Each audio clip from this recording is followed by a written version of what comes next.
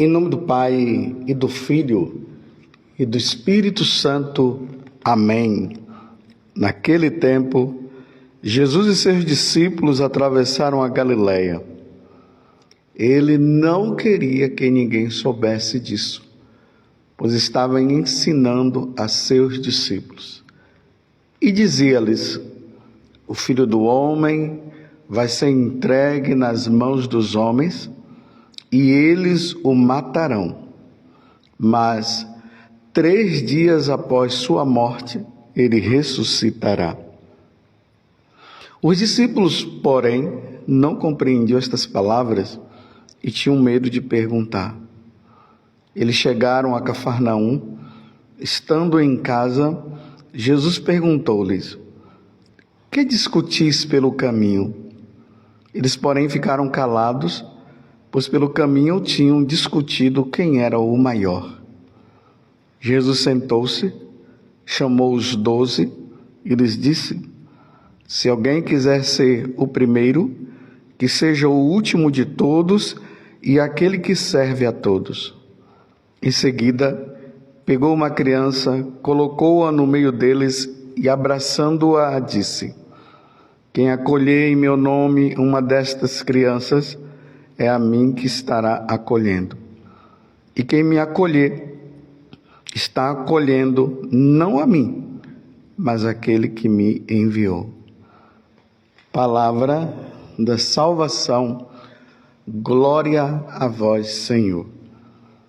Meus irmãos e minhas irmãs, estamos no Evangelho de São Marcos, capítulo 9, do versículo 30 até o 37. Aqui nós nos deparamos com uma situação que é muito importante para a nossa vida espiritual. A primeira coisa, Jesus, ele anuncia pela segunda vez o seu sofrimento. Só que ele anuncia esse sofrimento de modo assim, bem restrito aos apóstolos, aos discípulos. Ele não fala isso para as multidões. Era necessário que os discípulos entendessem o caminho que Jesus estava trilhando. Como nós dizemos assim de uma forma bem popular, a corda estava apertando para o lado de nosso Senhor Jesus Cristo. As autoridades religiosas já tinham tomado a decisão de matá-lo, e agora Jesus precisa colocar os discípulos com os pés no chão. Vocês estão vendo aí tantas coisas, as multidões vindo atrás de mim, as curas acontecendo, os demônios sendo expulsos, mas eu tenho uma coisa para dizer para vocês. O Filho do Homem vai ser entregue nas mãos dos homens e eles o matarão, mas 3 dias após sua morte ele ressuscitará. Aqui está dizendo que os discípulos, eles não compreendiam o que Jesus estava falando e, no entanto, também eles não perguntavam porque tinham medo. Eles tinham medo de perguntar para Jesus. Jesus está expondo para ele, de forma bem pedagógica, a missão dele. A missão de Jesus é dar a vida por nós. Eu tenho falado isso durante esses dias, não sei se você tem compreendido. É preciso que você compreenda. Mais uma vez, eu quero dizer, tem muita gente seguindo Jesus para solucionar os seus problemas, mas não tem seguido Jesus porque Ele é Deus, Ele é nosso Senhor, Ele morreu na cruz, Ele deu a vida por nós. Com essa condição que Ele está dizendo aqui. mas ao terceiro dia ele ressuscitará. Ou seja, tudo não vai findar com a morte, mas tudo vai começar com a ressurreição. Ele morre, mas ele ressuscita. Ninguém consegue matar nosso Senhor Jesus Cristo para sempre. Ou melhor, ninguém consegue eliminar nosso Senhor Jesus Cristo. Ninguém vai conseguir eliminar, porque Jesus é Deus. E com a ressurreição dele, ele vai estar dizendo também que um dia nós ressuscitaremos. Mas a espiritualidade dos apóstolos ainda estava voltada para este mundo. Eles estavam discutindo entre eles quem seria o maior, quem seria o preferido. Eles estavam ainda num plano muito inferior, não num plano superior. Tem muita gente, meus irmãos, que estão caminhando com Jesus e que já estão aí, olha, há anos, mas ainda está num plano inferior.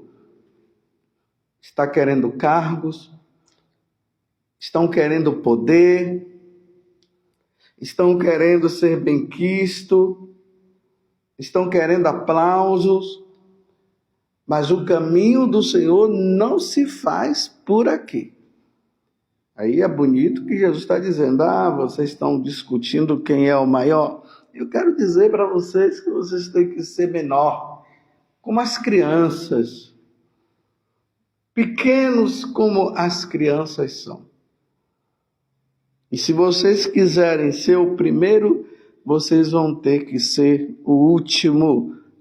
Está aqui, olha, eu vou ler esse versículo do Evangelho de hoje. Evangelho de São João, capítulo 9, versículo 35. Jesus sentou-se, chamou os 12 e lhes disse: se alguém quiser ser o primeiro, que seja o último de todos e aquele que serve a todos. É o último lugar. No mundo, as pessoas, elas estão competindo, elas estão concorrendo para serem melhor e estarem no primeiro lugar. Você já viu alguma corrida onde as pessoas lutam para ser as últimas? Não, as pessoas lutam para ser as primeiras. Mas no caminho de nosso Senhor Jesus Cristo, ele está dizendo que nós devemos ser os últimos, não ser os primeiros. Os últimos. Porque Jesus, ele se colocou nessa condição de último. Porque ele, sendo o primeiro, porque ele é Deus, ele se colocou numa condição inferior. Ele se tornou homem. E além de se tornar homem, ele passou por toda esta prova, por todo este sofrimento. E Jesus está deixando bem claro também para nós que esse sofrimento dele é o sofrimento que nós todos iremos passar. Eu me lembro que no início da minha caminhada, como eu gostava de ler essa passagem do livro do Eclesiástico, que está na primeira leitura de hoje. E eu quero convidar você a acompanhar.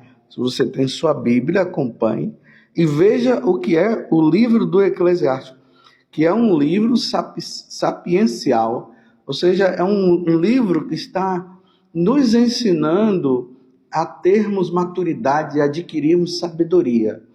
A nossa sabedoria, ela vai consistir nisso, naqueles que querem seguir nosso Senhor.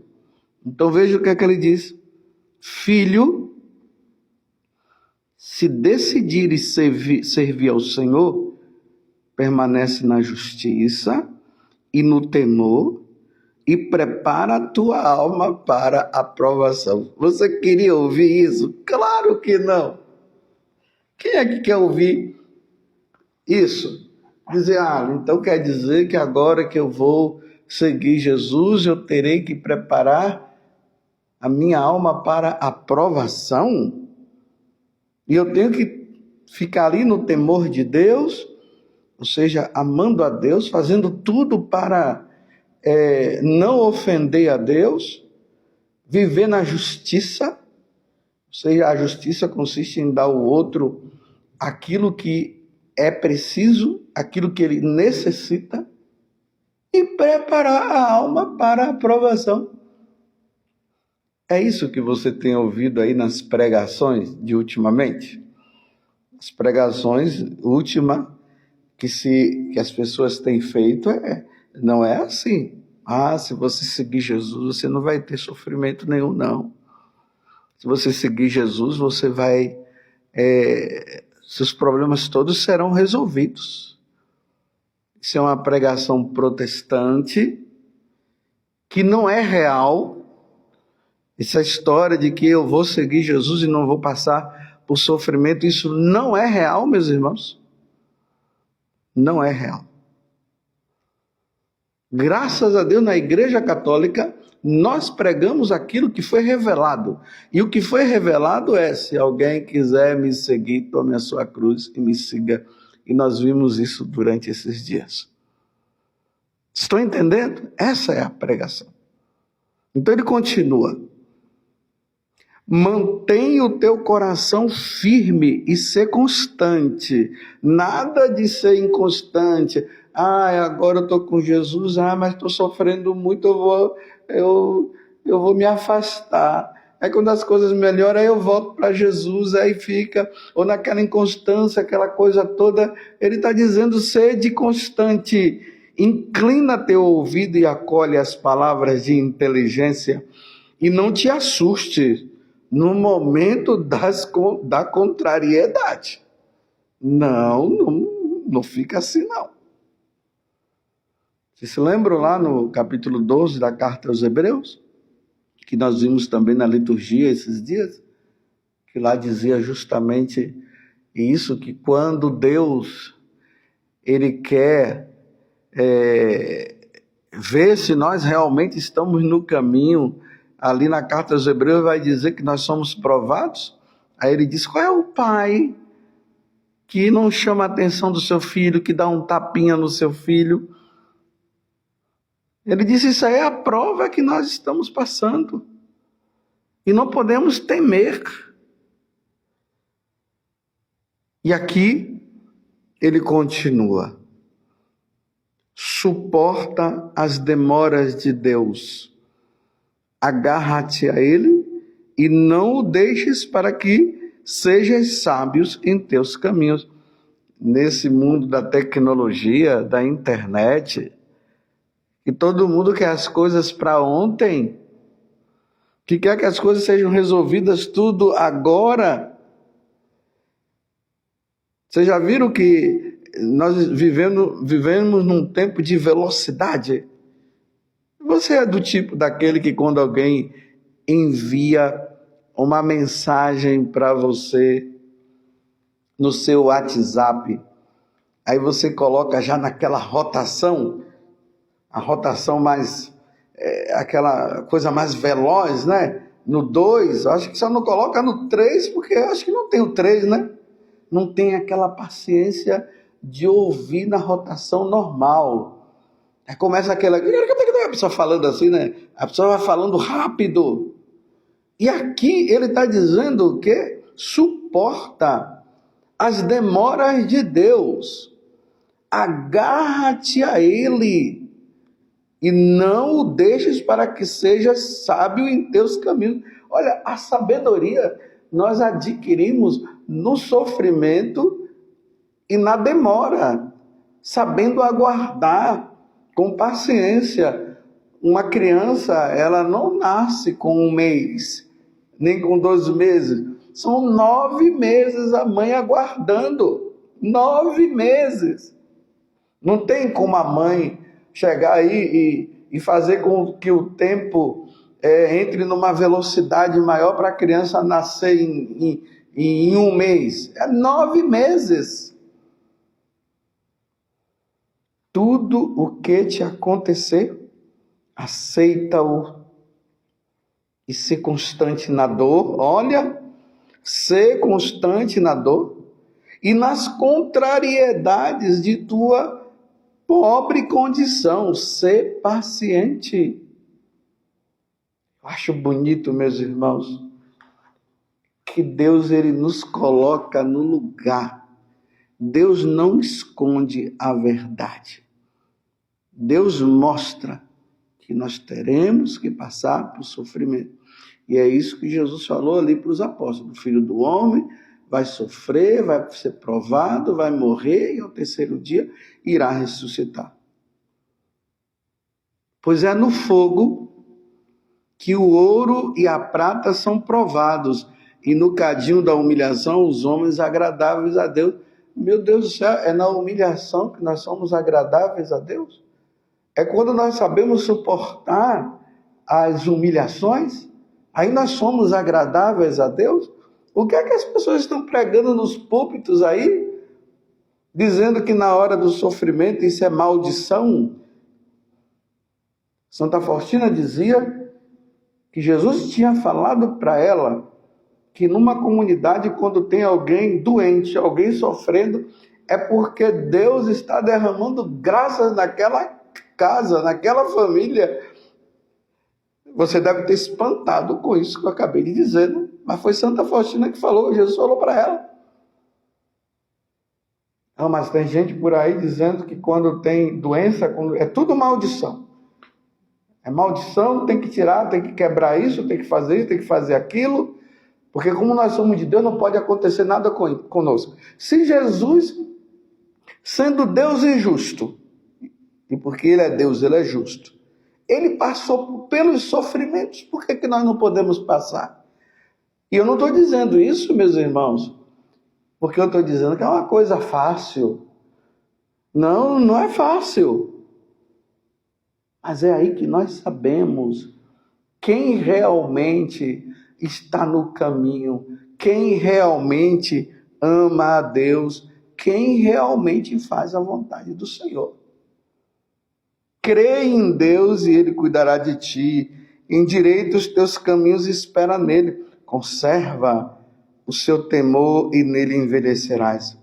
Vós que temeis o Senhor, contai com a sua misericórdia e não vos desviei para não cair. Vós que temeis o Senhor, confiai nele e a recompensa não vos faltará. Agora, meus irmãos, vocês estão vendo que a conversa está mudando? Ele está dizendo que nós iremos passar pelas provas. Prepara a tua alma para a provação. Mas agora ele já começa a dizer: vós que temeis o Senhor, confiai nele e a recompensa não vos faltará. É importante, meus irmãos, entender que a recompensa de tudo isso nós teremos, mas não é nesse mundo, não. Se lembram no dia 11, agora de fevereiro, dia de Nossa Senhora de Lourdes, o que foi que Nossa Senhora falou para Bernadette? Naquela aparição dela para Bernadette, o que foi que Nossa Senhora disse para Bernadette? Minha filha, não ofereço para você felicidade nesse mundo, só no céu. Felicidade no céu. Aqui, com Jesus ou sem Jesus, meus irmãos, nós vamos ter sofrimentos e provações, mas vamos passar por essas provações com nosso Senhor Jesus Cristo? Vós que temeis o Senhor, esperai coisas boas, alegria duradoura e misericórdia, uma alegria que nós teremos lá no céu, que vai durar para sempre. Mas nesse mundo, entenda, as alegrias aqui são passageiras. Vós que temeis o Senhor, amai-o, e vossos corações ficarão iluminados. Então, diante das provas, olhemos para o crucificado e depois de olhar para o crucificado, vamos ser fiéis. Vamos ser fiéis a Deus. Considerai filhos as gerações passadas e vede, quem confiou no Senhor e ficou iludido, desiludido, Quem permaneceu nos seus mandamentos e foi abandonado? Quem o invocou e foi por ele desprezado? Pois o Senhor é compassivo e misericordioso, perdoa os pecados no tempo da tribulação e protege a todos os que o procuram com sinceridade. Então, se nós damos uma olhada lá no passado, ali no caso na Sagrada Escritura, e se nós olharmos para os santos, nós vamos ver que todos passaram por provações.